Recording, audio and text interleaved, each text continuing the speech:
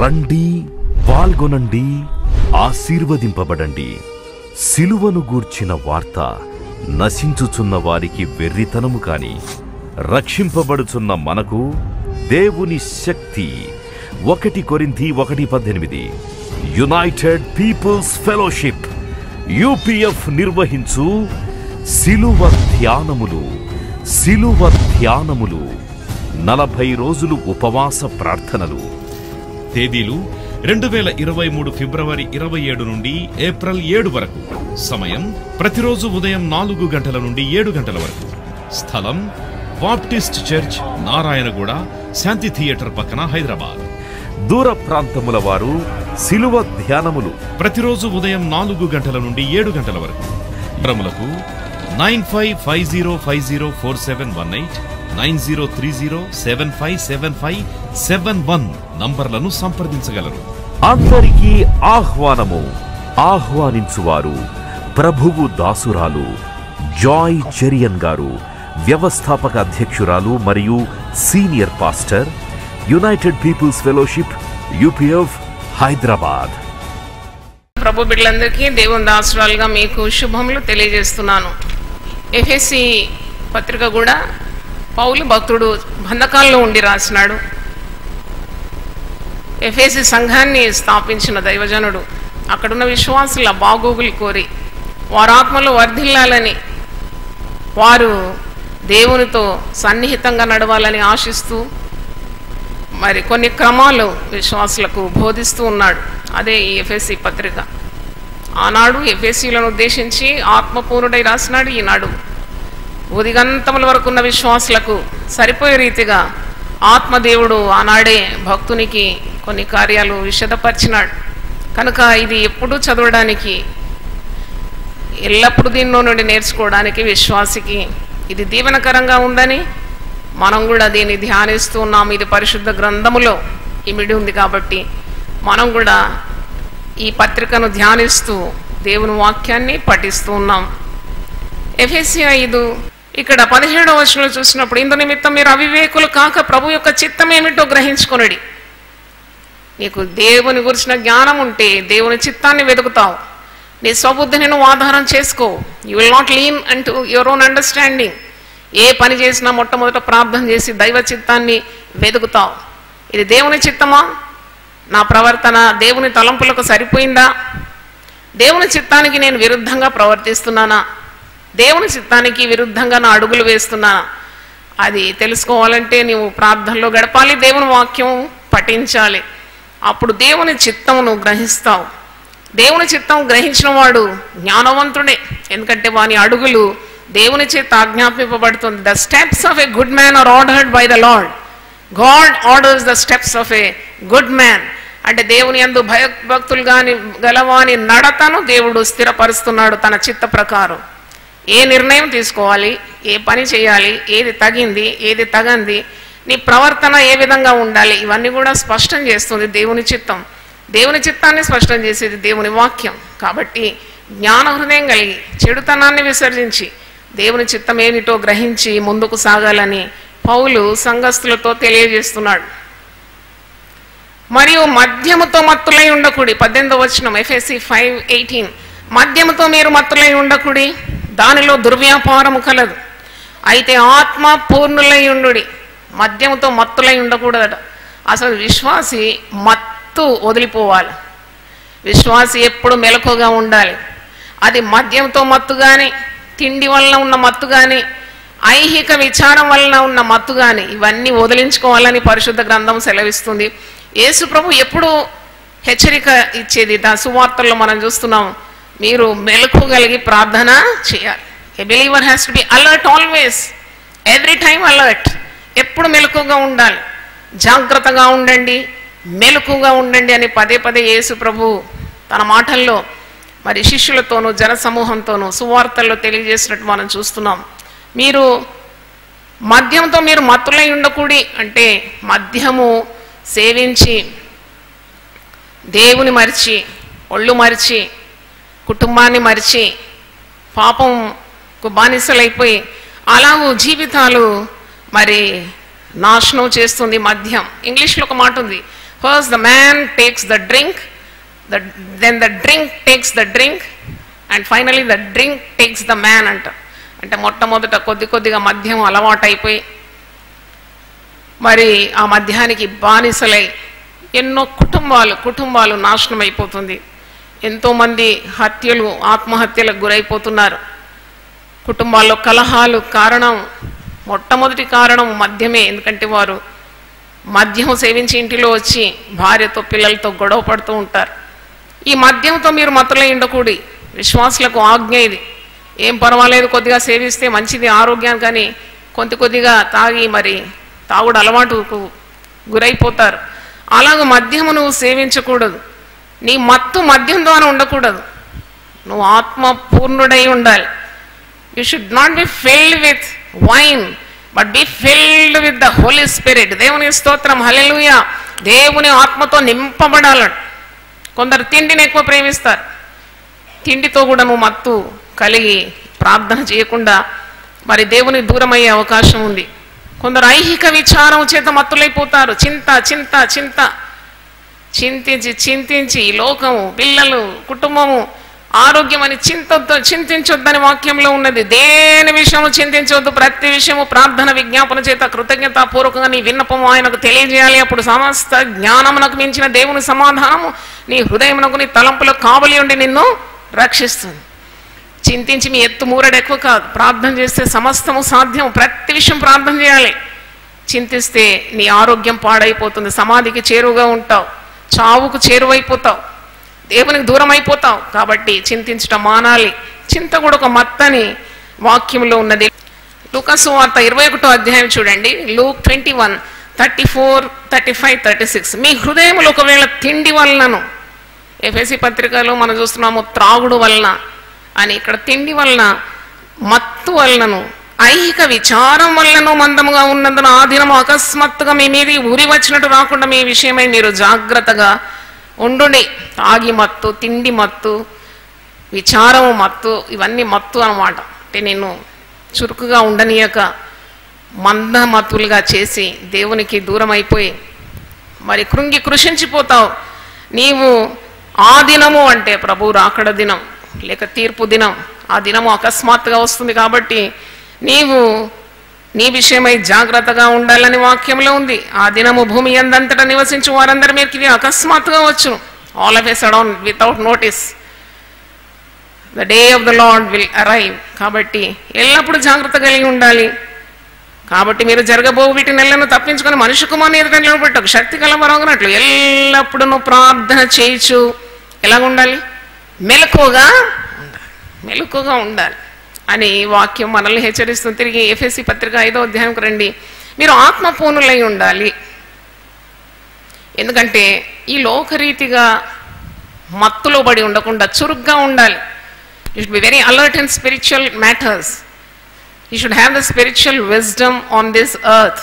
ఈ లోకంలో నువ్వు ఉన్నావు, నీ పాదాలే భూమి మీద ఉంది, కానీ పైన వాటి మీద నువ్వు లక్ష్యం ఉంచాలి. దేవుని గురించిన జ్ఞానం పొందుకోవాలి, దైవిక విషయాల గురించి ఆలోచించాలి.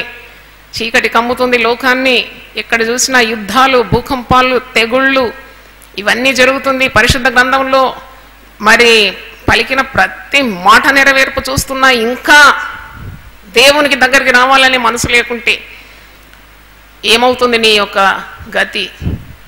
కాబట్టి దేవుని వాక్యంలో ఉన్నవన్నీ కూడా విశ్వసించి మరి దేవుని మాటకు లోబడాలి. మీరు ఆత్మపూర్ణులై ఉండాలి. మీరు త్రాగకూడదు. చాలామంది త్రాగుతూ ఉంటారు. కొందరు రహస్యంగా తాగుతారు, కొందరు పరస్యంగా తాగుతారు, కొందరు పార్టీలకు వెళ్ళి తాగుతారు, కొందరు భార్య పిల్లలకు తెలవకుండా తాగేవారు ఉన్నారు, గొల్లాలు బిగించుకొని తాగేవారు ఉన్నారు.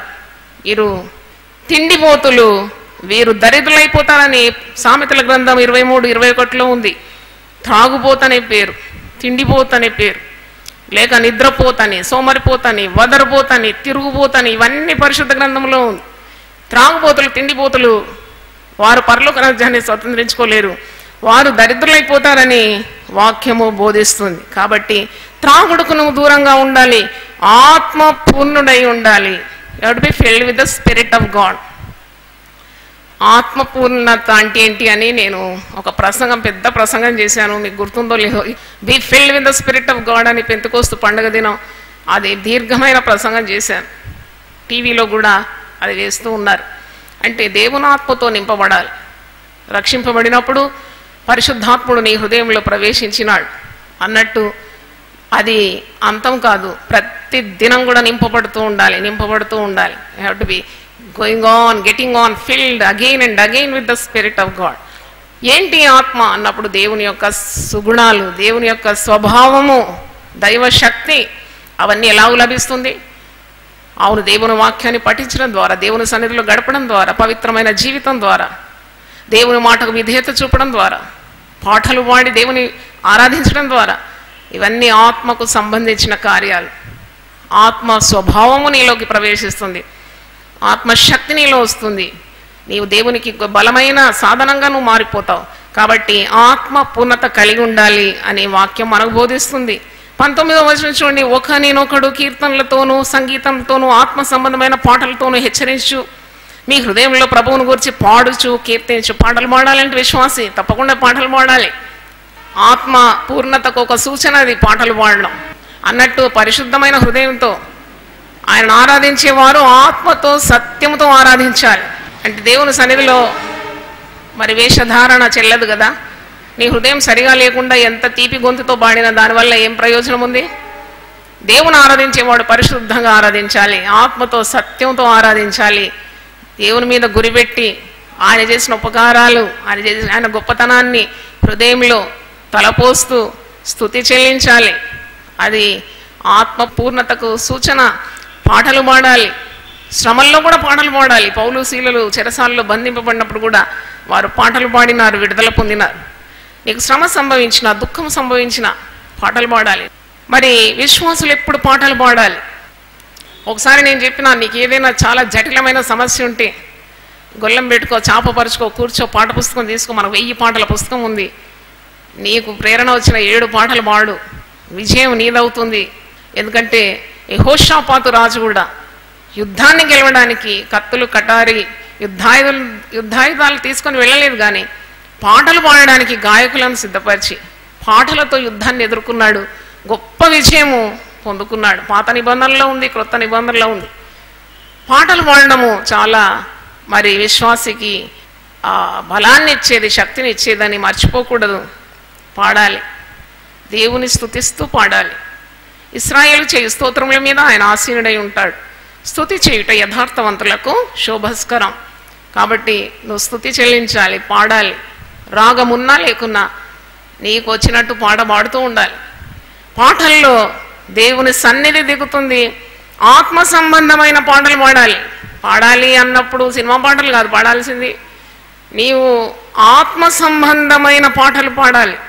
నువ్వు పాటలు పాడుతుంటే ఇతరులకు ఆదరణ కలగాలి, ఇతరుల హృదయాలు తెప్పరిల్లాలి, ఇతరుల గాయాలు మానాలి. మరి హెచ్చరించే పాటలు కూడా ఉన్నాయి, ఇతరులు హెచ్చరిక కూడా పొందాలి నీ పాటల ద్వారా. ప్రభువును గురించి నువ్వు పాడాలి, ప్రభువును గురించి కీర్తించాలి అని ఇక్కడ ఆదేశం ఇస్తున్నాడు. ఎఫెసీ 5:20, మన ప్రభు అయిన యేసు క్రీస్తు పేరిట సమస్తమును గురించి తండ్రి అయిన దేవునికి ఎల్లప్పుడూ కృతజ్ఞతాస్తుతులు చెల్లించుడి. దేవుని స్తోత్రం, hallelujah. Do you have the habit of praising God at all times? ప్రతి విషయం నువ్వు దేవుని స్తుతించగలుగుతున్నావా? లేదు, మేలైనప్పుడు మాత్రమే 2 చేతులు ఎత్తి హల్లెలూయా చెప్పి ఒక రోగం రాగానే చతికిల పడిపోతున్నావా? దేవుని సెలవు లేకుండా నీ జీవితంలో ఏది కూడా సంభవించదు. కాబట్టి ఏదేమైనా దేవుని బిడ్డలు ఎల్లప్పుడూ స్తుతించాలి. దేవుని స్తోత్రం, హల్లెలూయా. ఎందుకంటే దేవుని ప్రేమించే వారికి అనగా దేవుని సంకల్పం చొప్పున పిలువబడిన వారికి సమస్తము మేలు కొరకే సమకూడి జరుగుతుంది. ఆయన మనపూర్వకంగా మనల్ని బాధ పెట్టాడు, ఏదో మేలు దాగుంది కీడులో. కాబట్టి నువ్వు దేవుని స్తుతించాలి. You are bound to praise God at all circumstances. Whatever may be the problem in your life, learn to praise God. అందుకే మీరు ఎల్లప్పుడూ కూడా దేవుని స్తుతించాలి. ఇలాగ చేయుట మరి క్రీస్తునందు మీ విషయంలో దేవుని చిత్తమై ఉందని తెస్సలోనికలు రాసినప్పుడు కూడా పౌలు అంటున్నాడు. కాబట్టి క్రీస్తునందలి భయముతో ఒకనినొకడు లోబడి ఉండడు. 21వ వచనంలో ఇది కూడా ఒక ఆదేశం. క్రీస్తునందలి భయముతో ఒకనినొకడు లోబడి ఉండడు. అంటే గర్వం ఉండకూడదని అర్థం. జస్ట్ ఒబే వన్ అనదర్ అంటే treat the other person greater than you. నీకంటే మరి నీ తోటి వాడు ఘనుడని నువ్వు ఎంచాలి. ఎప్పుడైతే నీవు అందరికంటే గొప్ప అని అనుకుంటావో అప్పుడే జగడం పుడుతుంది. గర్వము వలన ఎప్పుడు జగడాలు పుడుతుందట. కాబట్టి కుటుంబంలోనైనా, సంఘంలోనైనా, ఉద్యోగ స్థలంలోనైనా జగడాలు ఎందుకు వస్తుందంటే గర్వం వలన వస్తుంది. నీవు సాత్వికమైన హృదయంతో తగ్గించుకొని లోబడే స్వభావం ఉంటే అక్కడ పరిశుద్ధాత్ముడు దిగొస్తాడు. అక్కడ సమాధానం వస్తుంది.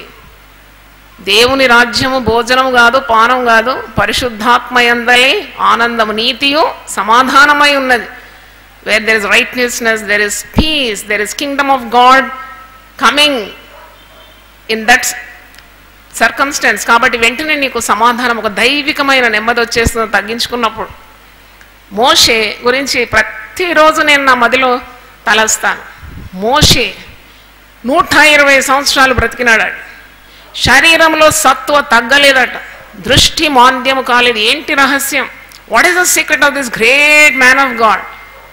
నేను రీసెర్చ్ చేయడానికి ప్రతిరోజు నా మదిలో తిరుగుతుందన్నమాట. లక్షలాది జనాన్ని నడిపించినాడు. అది అరణ్య మార్గములో లక్షలాది జనానికి నాయకుడుగా ఉండి ఏ విధంగా నడిపించినాడు? 120 సంవత్సరాలు ఎలా బ్రతికాడు? ఆయన శరీరంలో సత్వం ఎందుకు తగ్గలేదు? ఆయనకు దృష్టి మాంద్యం ఎందుకు కాలేదు? అప్పుడు నేను వాక్యాన్ని తరిచి చూసినప్పుడు మోషే రహస్యం ఏంటంటే భూజనులందరిలో సాత్వికుడు. చప్పట్లతో దేవుని స్తుతిద్దాం. హల్లెలూయా. If you have that meek spirit, you will live long. If you have that meek spirit, you will enjoy perfect health. చూడండి, ఆ రోషము, ఆ క్రూర స్వభావము, లేక పగ తీర్చుట, ఈర్ష్యము ఇవన్నీ లేకుండా ఆ హృదయము తగ్గింపుతో నింపుకున్నాడు. సాత్వికుడుగా ఉన్నాడు. యేసు ప్రభు కొండ మీద ప్రసంగంలో అంటాడు, సాత్వికులు ధన్యులు, వారు భూలోకాన్ని స్వతంత్రించుకుంటారు. ఎవరైనా ఒక మాట అన్నప్పుడు, ఎవరైనా ఒక గద్దింపు నిన్ను గద్దించినప్పుడు, హెచ్చరిక ఇచ్చినప్పుడు సాత్వికమైన హృదయంతో ఆ యొక్క మాటల్లో స్వీకరించే స్వభావం నీకుందా? నువ్వెవరు నాకు చెప్పడానికి అన్నావంటే నీ పతనం అక్కడి నుండే ప్రారంభమవుతుంది. కాబట్టి ఏదేమైనా ఆ సాత్వికమైన హృదయం కలిగి ఉంటే అది నీ ఆరోగ్యానికి ఎంత మరి దోహదపడుతుంది, సహాయపడుతుంది. అందుకే నీవు ఒకరికొకడు లోబడి ఉండడం నేర్చుకోవాలి. క్రీస్తునందలి భయముతో, fear God, love all, honour, respect everyone, obey obey obedience to the word of God, obedience to the scriptures, obedience to elders, obedience to parents, obedience to the authority. చూడండి, అధికారానికి లోబడడం, తల్లిదండ్రులకు లోబడడం, భార్య భర్తల మధ్యలో లోబడడం, అది చాలా సంతోషానికి కారణం అయిపోతుంది.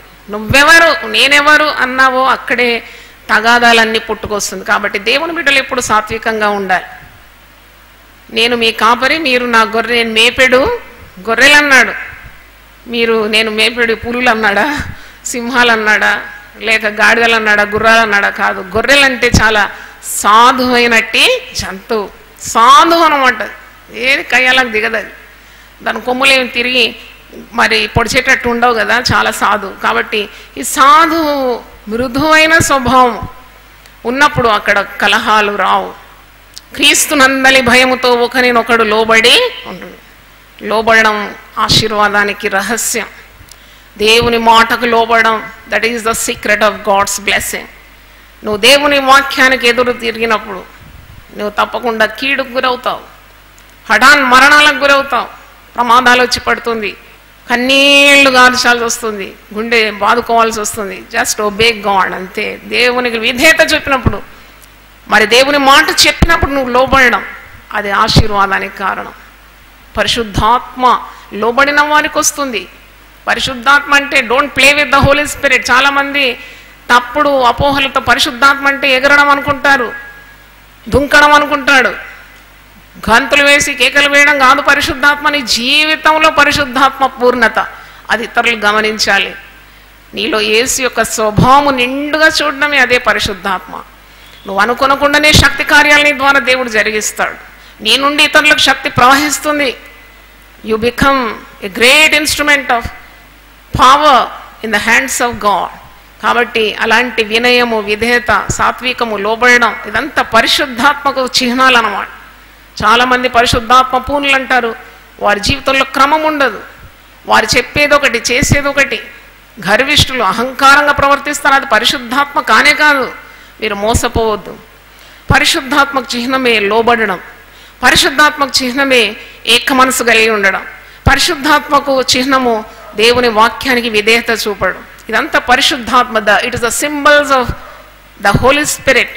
This shows the world that you are filled with the Holy Spirit. దేవుని స్తోత్రం, హల్లెలూయా, హల్లెలూయా, దేవుని స్తోత్రం. దేవునికి కొడుతున్నాం మనం. We are giving offering, clap offering to God. చప్పలతో దేవుని స్తుతిస్తున్నాము. దేవుని స్తోత్రం. ఎఫెసీ 5వ అధ్యాయం ద్వారా మీరు మాతో మాట్లాడినారు. ఆత్మ పూర్ణులైండు అనే ఆదేశం మేము చూసినాం. ఒకరికొకడు లోబడి ఉండాలనే ఆదేశం మేము ధ్యానించినాం. భర్త భార్యను ప్రేమించాలని, భార్య భర్తకు విధేయత చూపాలని, క్రీస్తు సంఘాన్ని ఎంత త్యాగపూర్తిగా ప్రేమించినాడు, ప్రాణం పెట్టినంతగా ప్రేమించినాడు, అలాంటి ప్రేమ భర్తలు కలిగి ఉండాలని, భార్యలు కూడా సంఘం ఏ విధంగా క్రీస్తుకు లోబడుతుందో అలాగూ పూర్తిగా లోబడాలని కూడా మేము నేర్చుకున్నాం. అయినా మరి పరిశుద్ధమైన దేవుని వాక్యము మాకు అనుగ్రహించినావు. భార్య భర్తలు ఏక శరీరం అని మాట్లాడినావు తండ్రి, నీకు స్తోత్రం. చక్కగా కట్టిన కుటుంబాలు నీకెంత ఘనత ఇస్తుంది నాయన. ప్రభువా, ఒక పరలోకమే దిగి వస్తుంది అట్టి కుటుంబాల్లో. కాబట్టి వివాహం అన్నిటిలో ఘనమైందని, కుటుంబం అనే వ్యవస్థ అది దేవుని చేత మరి స్థాపింపబడిందని ఆ దైవ భయము ప్రతి ఒక్కరికి మీరు దయచేయమని ప్రార్థిస్తున్నాం. దేవుని వాక్యము మరి లోబడాలి మేము నాయన. లోబడుటకు మాకు అట్టి సాత్వికమైన హృదయము దయచేయమని ప్రార్థిస్తున్నాం. దీన మనస్సు మాకు దయచేయమని ప్రార్థిస్తున్నాం. గర్వము అహంకారం తొలగించమని ప్రార్థిస్తున్నాం. ప్రభువా, దేవునికి భయపడుటకు, దేవుని వాక్యానికి లోబడుటకు మాకు సిద్ధ మనస్సు దయచేయమని కోరుతున్నాం. దేవుని వాక్యము బుధిగంతముల వరకు వెళ్ళిపోయింది నాయన. ఈ వాక్యము విన్న ప్రతి ఒక్కరి కుటుంబాలను మీరు దర్శించమని కోరుతున్నాం. వారిని దీవించండి. భార్య భర్తల మధ్యలో మంచి అనురాగము, ప్రేమ దయచేయండి. పిల్లలు తల్లిదండ్రుల మధ్యలో మంచి ఐక్యత, ప్రేమ దయచేయమని ప్రార్థిస్తున్నాను. కుటుంబాల మీద దాడి చేస్తున్న సాతాను బంధిస్తున్నాము. గొప్ప దేవ, ఈ నా మాటలు విని దాని ప్రకారం చేయవాడు బండ మీద తన పునాది వేసుకున్నాడని, గాలి తుఫాను వరద కొట్టిన ఆ ఇల్లు పడలేదని, ఎందుకంటే పునాది క్రీస్తు అనే బండ మీద ఉందని వాక్యంలో మేము చూస్తున్నాం. 3 పీటల త్రాడు తెగదన్నావు ప్రభువా. క్రీస్తును గురిగా పెట్టుకున్న కుటుంబాలు ఏవి కూడా పాడుగావు గనుక నీకు వందనాలు చెల్లిస్తున్నాను. చేరి వచ్చిన బిడ్డలందరినీ దీవించని, టీవీ ద్వారా దేవుని వాక్యం వింటున్న వారిని కూడా మీరు ఆశీర్వదించమని, వాక్య ప్రకారం జీవించడానికి ఉన్న విధేయత మాకు దయచేయమని యేసు నామములో అడుగుతున్నాను తండ్రి. ఆమేన్. హల్లెలూయా, హల్లెలూయా, హల్లెలూయా. రండి, పాల్గొనండి, ఆశీర్వదింపబడండి. సిలువను గూర్చిన వార్త నశించుచున్న వారికి వెర్రితనము కాని, రక్షింపబడుచున్న మనకు దేవుని శక్తి. 1 కొరింథీ 1:18.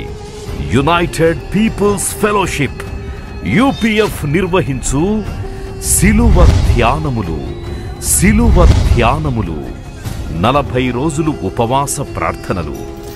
తేదీలు 2023 ఫిబ్రవరి 27 నుండి ఏప్రిల్ 7 వరకు. సమయం ప్రతిరోజు ఉదయం 4 గంటల నుండి 7 గంటల వరకు. స్థలం బాప్టిస్ట్ చర్చ్, నారాయణగూడ, శాంతి థియేటర్ పక్కన, హైదరాబాద్. దూర ప్రాంతముల వారు సిలువ ధ్యానములు ప్రతిరోజు ఉదయం 4 గంటల నుండి 7 గంటల వరకు. హైదరాబాద్.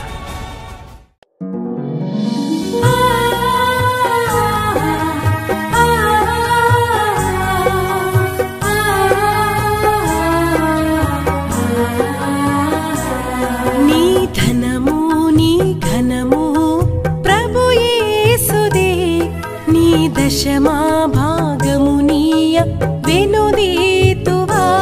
నీ ధనము నీ ఘనము ప్రభు యేసుదే, నీ దశమా భాగమునీయ వెనుదీతువా. ధరలోన ధనధాన్యములనీయగా కరుణించి కాపాడి రక్షింపగా. ధరలోన ధనధాన్యములనీయగా కరుణించి